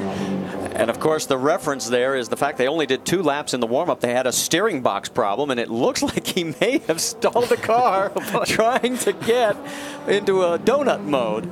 So we'll take a break, and we'll let him get back to victory lane, and we'll get a chance to talk to the winner here at Belle Isle. And before we go, wait a minute, we're getting Elio down on the pit lane. Let's quickly send it to Jack. Jack? The first thing Elio Castroneves does is goes and congratulates Tim Cindric, talking to his team. Elio, knowing that it wasn't the way he wanted things to turn out. And yet for Elio Castroneves,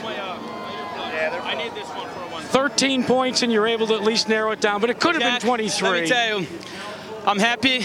I do not have anything smart to say right now, okay? So, please save me. On to Chicago. Why Chicago we go. Smart Chicago today? we go. We're going to go for it. Thanks for the crowd. You guys did an awesome job. That was an awesome race. Why are you upset right now, Elio? I do not have anything smart right now, so good job. I think it's pretty obvious, guys. Well, he narrows it down to 30 points. Remember, just a couple of weeks ago, it was 78. Yeah, but by the same token, guys, remember, it's tough to have a race that you've won and have it told by the officials that for blocking you have to give way to the leader. And it's obvious that that's what he's trying to control his emotions about. Well, and I think everybody's understanding on that. But if you look at the video, and there's Roger Penske talking to him, I mean, it definitely was impeding the progress, and that's what they were warned about. Now, would you have done it specifically on that without giving him a warning? I guess that's the question they're all asking. I'm sure that might be the case because that's been going on year. But I have to say that in these last couple of races, the league officials have really put the gauntlet down to try to turn around and make sure everybody fully understands that. And when there was contact between a couple of cars earlier this morning in the race, at the very beginning, it was very interesting to see that people were getting penalties at that point in time. So there's Tim Cindric, Roger Penske, and Elio Castroneves talking it over, and I'm sure they'll be discussing this well into the evening. But the results are still the same. It's Justin Wilson getting his first win in the 107th open wheel win for Newman, Haas, Lanigan. I'm going off the rails on a crazy train. Just some of the sights here in Detroit as there you get a look at the frustrated Elio Castroneves, and we're waiting a chance to talk to our race winner, Justin Wilson. Of course, racing here in Detroit, it dates back to 1928, and there's the latest edition heading towards victory lane. Jack, I think you've caught up with Tim Cindric. Indeed, I have, Marty. Tim, let's talk for a moment about the penalty. How did you see it? Well, I mean, clearly, Justin had a run on him. Usually we get a warning in a situation like that. The officials chose not to do that today, and it's a shame the race turned out that way because, you're disappointed with second. Obviously, we've had plenty of those this year, and Elio will do the best to put a positive spin on it. But, one thing to say is if somebody's to benefit from what happened today, Paul Newman and that group, it's good to see them win a race. But, I'm happy for those guys, but not at a situation that cost us an Elio win. The guys did a great job in the pits today. I don't know what else we could have done, and that's the way it turned out. When you get an opportunity to have a conversation, if you will, in fact, with Brian Barnhart, what will you tell him from your perspective?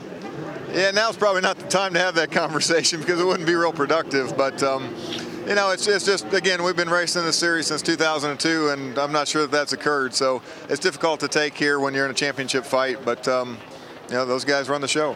Thanks, Tim. Let's check in with Vince Welch. He's with the winner. Justin Wilson just getting ready to climb out of his race car, guys. They've had to push him into victory lane. It's not too often that you see one pushed into victory lane. And Justin's going to step out here. We're going to have a conversation with him as he wins for the first time in the IndyCar series. As Marty noted, there had been wins before in Champ Car, but never in IndyCar. In fact, only one podium this season. First, take us to the blocking situation in regards to Elio. Did you feel as though you had the run on him to get around him if he wouldn't have come down? Yeah, I had actually a great run, got the power down out of turn 12, and he obviously didn't. So as soon as we came out of the corner, I'd started to overlap, and I got excellent power down. So I was looking to get all the way back before we even got to the brake zone, and he just kept coming over until I had to back out. Otherwise, we'd have both crashed, and that's not what either of us want. So I thought that was pretty fair considering the circumstances. We would have been ahead anyway, so I just got to thank the whole McDonald's team. They've done a great job this weekend. It's been a difficult year, but it's great to finally get a win. There's been a lot of up and down, more down than up really, including the morning warm-up today in which you guys had a problem and only had a couple of laps. What does this win mean to you as a driver and to this team, which you've persevered through this season? This is the most important win of my career, and it's been a long, difficult year. And you know, a lot of things have happened, a lot of things are going on, but we've managed to pull through. So this one means a lot, and this one's also for you, Paul. Yeah, Paul Newman, obviously we've talked about the fact that he's not well. What to you and to this team, and what does it mean to win this one for Paul? It means a lot. I mean, I just wanted to get a win in my first season, and obviously every race we have something happen, and Paul calls me up and wishes me well and tells me I'm doing a good job and just need a few things to play in our way. So, you know, it's nice to finally repay these words. Justin Wilson in the victory lane here today at Belle Isle. Brianne? Thanks, Vince. I caught up with Scott Dixon. Scott, so the championship hunt continues. 30-point lead going into Chicago. What are your thoughts right now? I thought that was probably the easiest race we were going to win all year. The car was fantastic. I've got to thank the team for that, first of all. And as far as the race, you just can't do anything. You know, you get guys that are 2 seconds off the pace on alternate strategies, and you can't pass them. So, you know, it's just a tough day. I feel bad because I think we definitely had the best car out there. Thank God I think Wilson won the race because that definitely helped us. And then congrats to him and Newman Haas for doing that. And, you know, it's going to come down to next week. So hopefully we don't have a bad call, or, well, not so much a bad call, but just a strategy that doesn't go our way. Thanks, Scott. Guys, he's certainly keeping it exciting for all of us. Yeah, more exciting than he wants to, and there's my call to the left. Now, let's quickly update the point situation as it is now 30 markers, and the championship does go on to the last race of the season at Chicago between Scott Dixon and Elio Castroneves. And as we said, Scott needs to finish 8th or better, and it doesn't matter what Elio does. The championship is his. All right. Let's go back and show you the incident, and Brian Barnhart, president of competition for the Indy Racing League, has joined us here to help explain what was going on. And we've seen this a couple of times, and you see the run by Justin, and then Elio moves over. And I guess the question that Team Penske's wondering about, Brian, is usually there's a warning first before a penalty is imposed, like giving up the position. Is that your position, and can you explain why you did what you did? Well, I did what I did because it's a pretty easy call. He's got a tremendous run out of turn 12, and Elio crosses almost the entire width of the track to impede the progress of a car behind him. And warnings are given every race weekend in the drivers' meetings. So, and they have been told before there's no guaranteed warning in the race. That's what the drivers' meeting's for, and that's when the discussions take place, and we tell them what the rules and the code of conduct is. And clearly in this case, Elio moved his car in response to the actions of a following car, and they're warned every weekend not to do that. Brian, thanks for taking the time to come over from your booth over to our booth and explain that for everybody at home. All right, thanks, guys. We appreciate it. All right, so the championship battle will go on to one more race. Final comments before we leave here, partner? Well, the high that Elio had throughout the day is obviously now he's got to go back and think, should I have done that? Or they'll go back and think maybe they should have done something different with the car so it did not have that problem that he had to be in a defensive mode. But the championship is now open. Excitement just at Chicago last year. I'm looking forward to it, Marty. That's the view of Scott Fountain here at Belle Isle, and the celebration will continue long into the night for Newman, Haas, Lanigan Racing as they pick up their first win for Justin, second for the team in the IndyCar Series, and 107th overall in their storied open-wheel career. As we mentioned, racing dates back to 1928 at the 1 Mile Dirt Oval at the fairgrounds here in Detroit.